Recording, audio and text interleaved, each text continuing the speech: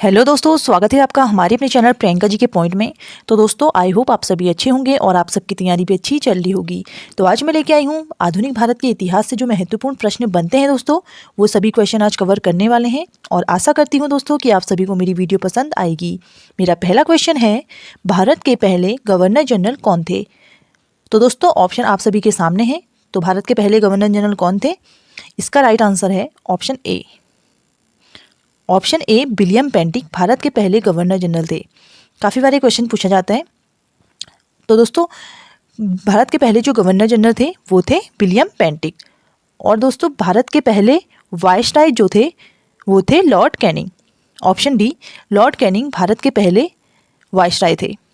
और Warner Hasting जो थे दोस्तों, ये बंगाल के पहले गवर्नर जनरल थे। बंगाल के, आप बी से इसे याद करिएगा, बंगाल के पहले गवर्नर जनरल थे वारेन हेस्टिंग। तो ऑप्शन ए इसका राइट आंसर होगा, भारत के पहले गवर्नर जनरल। तो नेक्स्ट क्वेश्चन देख लेते हैं दोस्तों हमारा। नेक्स्ट क्वेश्चन है, प्लासी का युद्ध कब हुआ? तो दोस्तों प्लासी का युद्ध कब हुआ? इसका जो राइट आंसर है दोस्तों वो है ऑप्शन ए। 1757 में प्लासी का युद्ध हुआ था। और जो ये किस किस के बीच में हुआ था दोस्तों? ये हुआ था क्लाइव और बंगाल के नवाब के बीच में हुआ था प्लासी का युद्ध। 1757 आपको याद रखना है। और 1857 में क्या हुआ था? 1857 में क्रांति हुई थी, जिसका जो नेतृत्व था दोस्तों वो किया था कैनिंग ने। कैनिंग उस समय भारत के वायसराय थे। ठीक है, नेक्स्ट क्वेश्चन देख लेते हैं दोस्तों हमारा। नेक्स्ट क्वेश्चन है, भारत में सायक संधि का जनक किसे कहा जाता है? तो दोस्तों भारत में सायक संधि का जनक किसे कहा जाता है? इसका जो राइट आंसर है दोस्तों वो है option B. Option B, Dupleix को भारत में सायक संधि का जनक कहा जाता है। और दोस्तों जो इसका प्रचार और प्रसार किया था, तो प्रचार प्रसार किया था वो वेलेज़ली ने किया था। तो वेलेज़ली ने सायक संधि का प्रचार व प्रसार किया था और डुप्ले इसके जनक माने जाते हैं। ठीक है दोस्तों, नेक्स्ट क्वेश्चन देख लेते हैं हमारा। नेक्स्ट क्वेश्चन है, भारत में सिविल सेना का जनक किसे कहा जाता है? तो दोस्तों सिविल सेना का जनक किसे कहा जाता है? काफ़ी बार ये क्वेश्चन पूछा जाता है दोस्तों। इसका जो राइट आंसर है वो है option C. Option C, Cornwallis को सिविल सेना का जनक कहा जाता है। और दोस्तों जो पुलिस सेवा का जनक है उसे भी, ये भी इन्हें कहा जाता है पुलिस सेवा का जनक। तो ये भी आप याद रखिएगा, पुलिस सेना का जनक भी सिविल सेना का जनक और पुलिस सेना का जनक भी कॉर्नवालिस को माना जाता है। और इन्हीं के समय एक बंदोबस्त हुआ था, स्थायी बंदोबस्त। तो स्थायी बंदोबस्त भी काफ़ी इंपॉर्टेंट है दोस्तों, ये काफ़ी इंपॉर्टेंट क्वेश्चन है, स्थायी बंदोबस्त। तो स्थायी बंदोबस्त के जो जनक हैं वो भी कॉर्नवालिस हैं। तो आपको ये भी याद रखना है। तो नेक्स्ट क्वेश्चन देख लेते हैं दोस्तों हमारा नेक्स्ट क्वेश्चन है, पहली बार वंदे मातरम किस अधिवेशन में गाया गया? तो दोस्तों किस अधिवेशन में पहली बार वंदे मातरम गाया गया था? तो जो इसका राइट आंसर है दोस्तों वो है ऑप्शन ए। अधिवेशन है ये हुआ था 1896 में ये कलकत्ता अधिवेशन हुआ था। और जो इसका नेतृत्व किया था दोस्तों वो किया था रहीमातुल्ला ने इनका नेतृत्व किया था कलकत्ता अधिवेशन। तो ऑप्शन ए इसका राइट आंसर होगा। कलकत्ता अधिवेशन में पहली बार वंदे मातरम गाया गया था। ठीक है, नेक्स्ट क्वेश्चन देख लेते हैं दोस्तों हमारा नेक्स्ट क्वेश्चन है, पूना पैक्ट कब हुआ? तो दोस्तों पूना पैक्ट कब हुआ? तो इसका जो राइट आंसर है दोस्तों वो है ऑप्शन बी। ऑप्शन बी, 1932 में पूना पैक्ट हुआ था। दोस्तों किसके बीच में हुआ था? ये हुआ था गांधी जी के बीच में। गांधी जी और अंबेडकर जी के बीच में हुआ था। और ये कहाँ हुआ था? पूना की यरवदा जेल भी आपको याद रखना है, यरवदा जेल में हुआ था।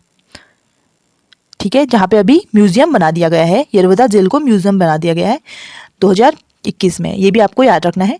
और पूना पैक्ट 1932 में हुआ था। तो नेक्स्ट क्वेश्चन देख लेते हैं दोस्तों नेक्स्ट क्वेश्चन है, वुड डिस्पैच शिक्षा का मेघना काटा किसके शासनकाल में आया? तो दोस्तों जो शिक्षा का मेघना काटा है उसे वुड डिस्पैच कहते हैं। तो ये आया था दोस्तों ऑप्शन डी, लॉर्ड डलहौजी के कार्यकाल में।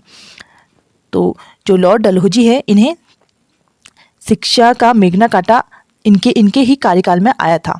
ठीक है, और दोस्तों जो सबसे पहली ट्रेन चली थी 1853 में, 1853 में 1853 में जो पहली ट्रेन चली थी मुंबई टू ठाणे, तो इन्हीं के कार्यकाल में चली थी दोस्तों। जब ये इन्हीं के कार्यकाल में चली थी लॉर्ड डलहौजी जी के। ठीक है, तो आपको ये भी याद रखना है कि जो पहली ट्रेन चली थी भारत में मुंबई टू ठाणे, वो भी लॉर्ड डलहौजी जी के कार्यकाल में चली थी 1853 में। और वुड डिस्पेच शिक्षा का मेघना काटा लॉर्ड डलहौजी जी से ही संबंधित है, ये भी आपको याद रखना है। नेक्स्ट क्वेश्चन देख लेते हैं दोस्तों। नेक्स्ट क्वेश्चन है, भारत में पहली बार जनगणना कब हुई? तो दोस्तों भारत में जो पहली बार जनगणना हुई थी वो हुई थी ऑप्शन ए 1872 में, 1872 में मियो के काल में। तो उस समय जो मियो थे, मेयो के कार्य शासनकाल में 1872 में पहली बार जनगणना हुई थी। और दोस्तों जो 10 की आधार पे जनगणना हुई थी, 10 की आधार पे, तो वो हुई थी रिपन के कार्यकाल में 1881 में 10 की आधार पे हुई थी दोस्तों, वो हुई थी मियो के काल में, रिपन के कार्यकाल में। रिपन भी आपको याद रखना है। रिपन के कार्यकाल में 10 की आधार पर 1881 में जनगणना हुई थी। और दोस्तों जनगणना किस सूची का विषय है ये भी आपको बताना है। कमेंट बॉक्स में कमेंट करके आप जरूर बताइएगा कि जनगणना वर्तमान में किस सूची का विषय है, ये आपको कमेंट बॉक्स में कमेंट करके बताना है। तो नेक्स्ट क्वेश्चन देख लेते हैं दोस्तों। मेरा नेक्स्ट क्वेश्चन है, बक्सर का युद्ध कब हुआ? तो दोस्तों बक्सर का युद्ध कब हुआ, ये मेरा क्वेश्चन है आज का, नाइन्थ क्वेश्चन है मेरा। तो दोस्तों इसका जो राइट आंसर है वो है ऑप्शन ए। 1764 में बक्सर का युद्ध हुआ था।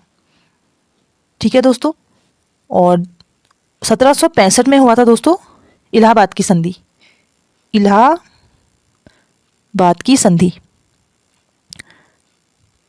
की संधि हुई थी दोस्तों 1765 में। तो दोस्तों जो इलाहाबाद की संधि हुई थी ये हुई थी क्लाइव के कार्यकाल में। क्लाइव ने करवाई थी दोस्तों, क्लाइव ने करवाई थी इलाहाबाद की संधि 1765। आपको ये भी याद रखना है कि 1764 में हुआ था बक्सर का युद्ध और 1765 में इलाहाबाद की संधि हुई थी। ठीक है दोस्तों, तो नेक्स्ट क्वेश्चन देख लेते हैं दोस्तों। हमारा नेक्स्ट क्वेश्चन है, और ये मेरा लास्ट क्वेश्चन है आज का, स्थायी स्वशासन का जनक किसे कहा जाता है? तो दोस्तों स्थायी स्वशासन का जनक किसे कहा जाता है? इसका जो राइट आंसर है दोस्तों वो है ऑप्शन डी। लॉर्ड रिपन को स्थायी स्वशासन का जनक कहा जाता है। ठीक है दोस्तों, स्थायी स्वशासन का जनक लॉर्ड रिपन को कहा जाता है। ऑप्शन डी इसका राइट आंसर होगा। तो जो सबसे पहले जनगणना हुई थी दोस्तों 10 की आधार पर, वो भी रिपन के कार्यकाल में हुई थी, ये भी आपको याद रखना है। 1881 में 10 की आधार पर जनसंख्या रिपन के कार्यकाल में हुई थी और लॉर्ड रिपन ही स्थायी स्वशासन के जनक माने जाते हैं भारत में। तो आई होप दोस्तों कि आप सभी को मेरी वीडियो पसंद आई होगी। तो अगर आपको मेरी वीडियो पसंद आई है दोस्तों तो मेरे चैनल को जरूर सब्सक्राइब करें और अपने दोस्तों के संग भी शेयर जरूर करें। और मिलते हैं हमारी नेक्स्ट वीडियो में, तब तक के लिए thank you so much for watching. Thank you, मिलते हैं दोस्तों नेक्स्ट वीडियो में। Thank you.